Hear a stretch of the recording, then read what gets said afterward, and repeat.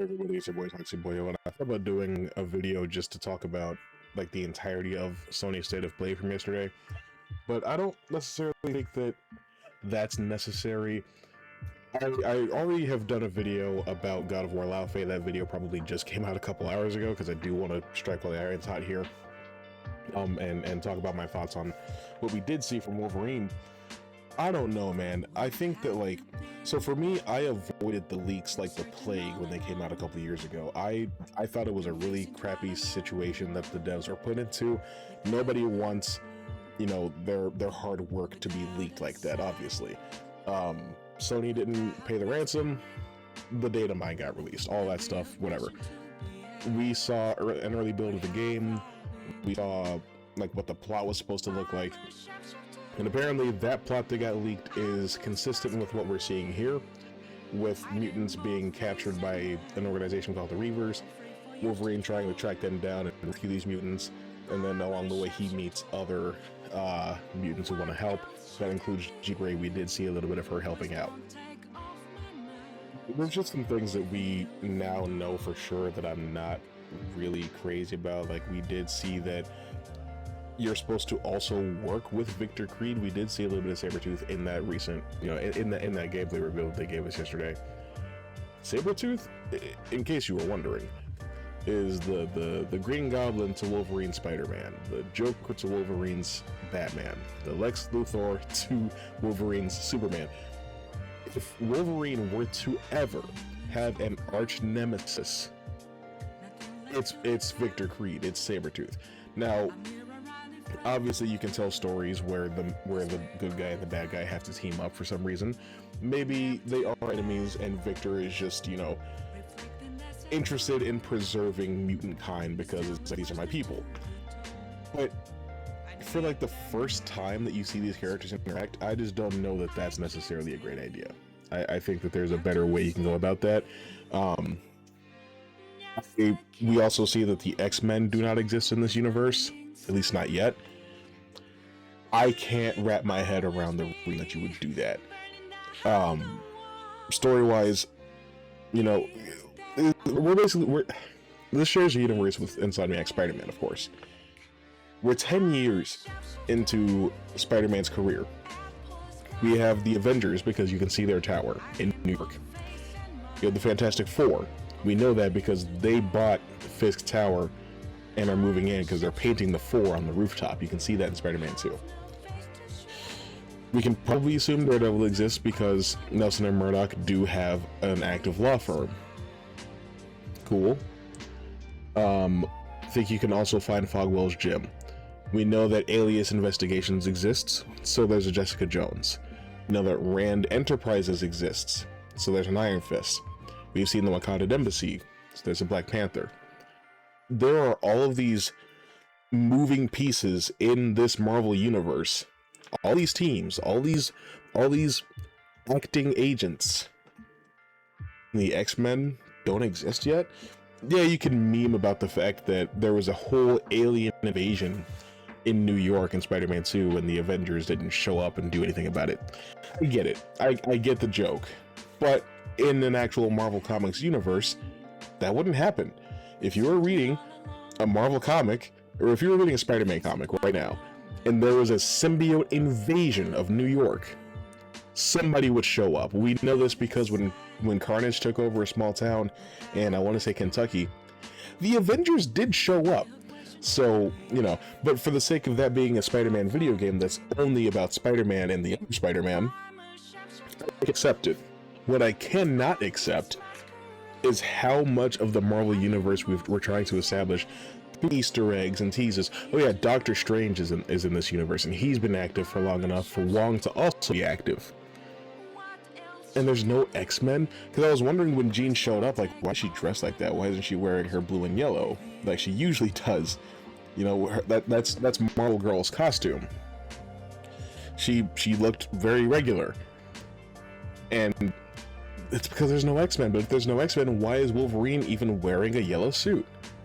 I'm not moved. I don't understand.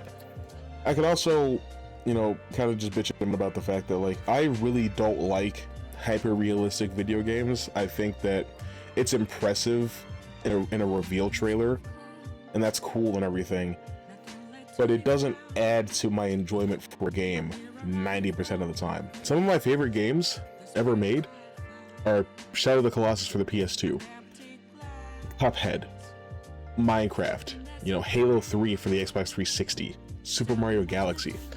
I like games that are stylized. A game can look photoreal, and that could be really impressive. But my favorite Spider-Man game, to this day, is Ultimate Spider-Man, and that game is probably not that great. I'm sure that there are much better Spider-Man games to play, but that's my favorite because it looks like it's straight out of the Mark Bagley, Brian Michael Bendis comics. That's what I like. I want my superhero game to feel a little stylized. That's it. I want it to have some personality, because the game about Wolverine and the game about Kratos, the God of War, could be distinguishable from each other if you just look at the backgrounds, if you look at the environment, right? It's just, I think that, like, when every game tries to look so photoreal, you lose something, you lose identity, and every game starts to look the same. That's why I think we're heading towards, you know, a reset or a crash or the bubble bursting, so to speak, when it comes to AAA game, because nobody's really trying to do anything different from the rest anymore. Anyway, I mean, the gameplay does look fun. I like that they showed some of, like, the rage mechanics, a berserker mode you can go into when you fill up your rage meter. At least that's what it looked like. I like that there is, you know, you can spend a bar of rage to regenerate. They showed that during the vehicle section. That's why the playtester died, so that they can show you that you can get a full regen. Couple gripes. I don't like the stealth focus that they showed us for Wolverine. I know that he has been stealthy and he does have a stealth suit, but I think that there has to be a time and place for that.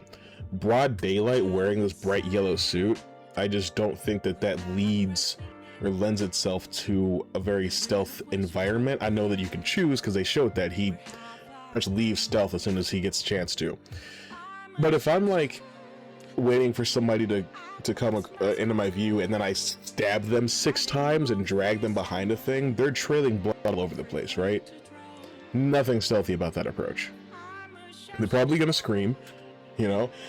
Wolverine's not the kind of character that can, like, stalk the ceiling and use the darkness to his advantage like that. I just want open in-air combat like that. I don't want to skulk around. I'm not going to engage with the stealth probably hardly at all unless the game makes me. Just not Wolverine. And a couple other things I didn't love is when you're covered in the blood of your enemies that you're slaughtering, the blood just kind of goes away after a couple of seconds. I know that we might run into some rendering issues if you're constantly covered in blood, but in the Spider-Man games, you have suit damage, and that suit damage stays there until you heal. So I don't necessarily think it would be super crazy, especially considering that we've got the power of the PS5 now, you know. And I also wanted to mention that when you regenerate, so does your suit. I get that in Spider-Man. I don't love it so much for Wolverine. I would like to be fully battle damaged by the end of a fight, because I like when Wolverine takes a lot of damage in the comics, and you just see his big, girl, hairy chest.